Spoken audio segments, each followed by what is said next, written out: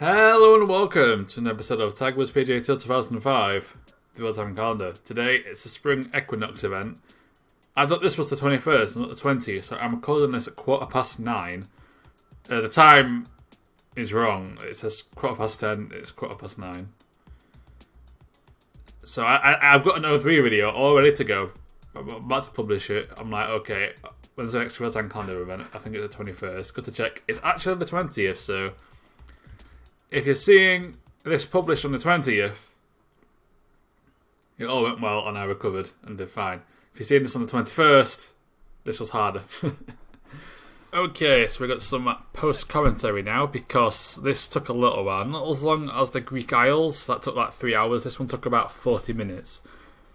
But once again, it's a course that, because it's a fantasy course and they give you no leeway with the gold medal, you need to be perfect. More or less. There is one equal opportunity on the second to last hole. But once again, it depends on luck and wind, so you can't exactly count on it. So for this course, this hole, the first hole, I play the upper stance onto the left fairway, so you got an easier second shot. And the green's pretty easy, even from like 20 odd feet out, the putts aren't too bad. It's the next hole coming up, which is the biggest problem. At least it was for me. Because the green is an absolute twat. You can be within 5 feet and you still have to like put 6 feet, 7 feet worth of power on it, if that makes sense. I know this run, I think the wind was pretty calm, but you can get the ones that flash red, so like 12, 13 mile an hour. So you can play this and just get screwed by the wind, and there's not a lot you can do about it. But this one, you just have to get really close, because if you play it long, you're going to have to take all the power out of it.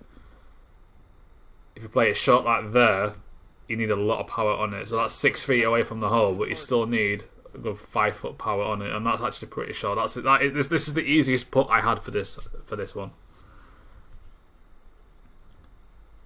which is why I finally made it. So there's nine holes, 27 is the score required, which is 3 per hole, so you have to get a birdie on every hole. And there's only, well, there's kind of 2 equal opportunities, but they're both dependent on the wind. You can't guarantee it. So if you don't get a birdie, I would restart if you're doing this. And you have to be accurate. One mistake will screw you up. He's gotta like this shot. Thankfully I don't screw up here. We got on the fairway. Time to unsheath the pitching wedge. So here you want to play it short. If it's in the rough, it's fine because you can still put it. If it goes too long, you're not putting that. So they just land on the green, but because I land short, it's just a case of putting on some power. If I'm all the way up at the top, you're screwed. Landed a bit too short, to be fair, but I do make it. For that one, I put a bit more power than I thought, just to make sure it got there, because it was otherwise a straight putt. I mean, 2 inches is like on the edge. It's hard to mess that one up, even though I have done it before. So perfect through 3. The problem with this one is, of course, it is significantly downhill. Now, if the wind's in your favour going forward, you can just carry all of that and get an easy second shot. But the wind's slightly backwards, 3 mile an hour, so we have to play this one a bit short.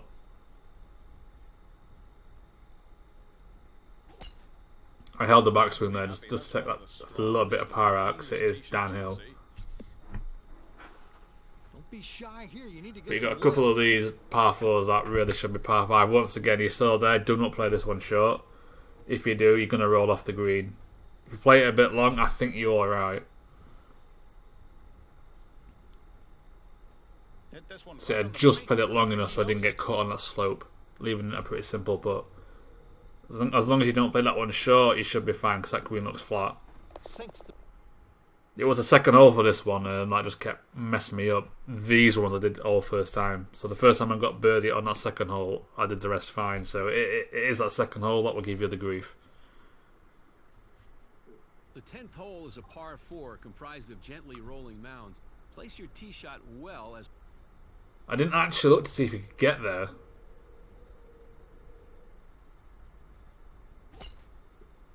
I don't think you can. Crushed to the left. I don't think you can, but it is worth checking into, actually.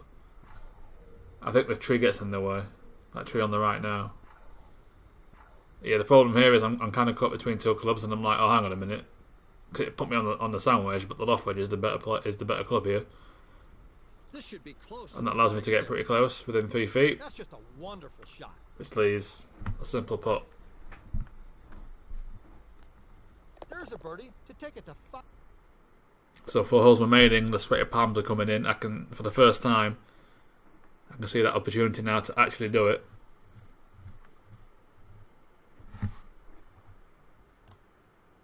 Just making sure my sound's recording. I didn't have it up. I'm like, oh no, don't you dare not be recording, but it is. So this one, as you can see, very long, like it is par 5 length. It's kind of the problem with these challenges sometimes is that they're not easy and the rewards are crap, but you need max stats anyway. I'm guessing that's what they designed for. They designed for you when you've basically beat the game. You've done everything else. But if you play a long first shot, the second shot's not too bad. This one is hunting for the flag. The green is relatively flat around the hole, so just get it around the hole, you're going to be fine. Found the hole. Just don't overhit it. There. Emerald Dragon's a weird one really, because some of the greens are quite tough, but some of them are just like easy. It's very mixed.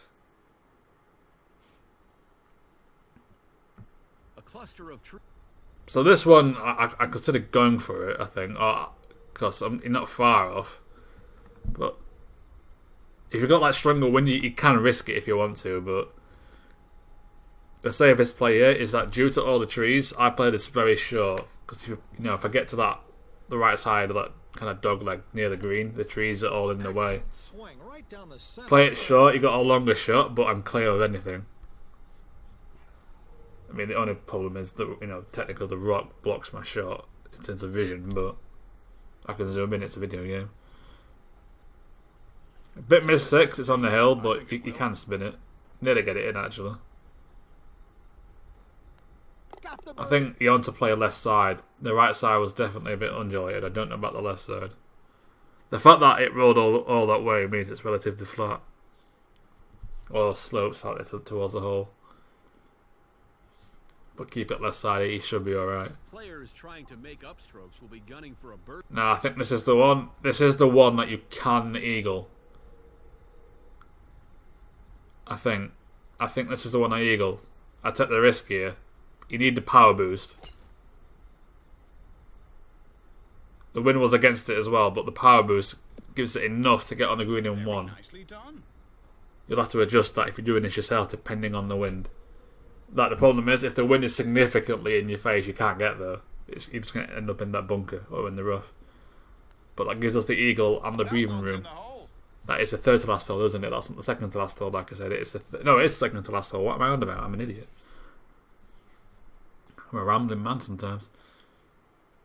I think this one is potentially doable with the correct wind conditions. Because you're on the white tees, you can just carry that river. And with the right, I play the highest shot, so I get less roll on it. But if you got wind forward, play a standard shot, you can get it on the hill and roll it all the way onto the green. Oh, this could be one of the longest balls I've ever seen. Nice ball. So I think that might be doable, but you will be left with a tough putt. Nothing wrong with this approach. Obviously, at this point, I now know I'm in regulation. A 2-putt's fine. So I'm more chill now. I'm happy. It's finally over. For a 9th consecutive birdie. The season's changing, but And your that's game's it. as strong as ever as you proved out there with that win today. Easier than the Greek Isles. A lot easier. The Greek Isles took me like a good 3 hours to do. This one took me like 30 minutes. I thought it would take longer than that. That's why I've done post commentary. But I got it. Beat it by 1. I kind of wish these ones with the fantasy courses gave you like 1 error. Like the goal was 28 and not 27. I think that would just make it so much better. Because it's very easy to mess up some of those holes, and if you mess up, towards the end, that's just really annoying. But we've done it. We're going to save. And I just realised I don't think I showcased what you can get from that. Do you get anything from it?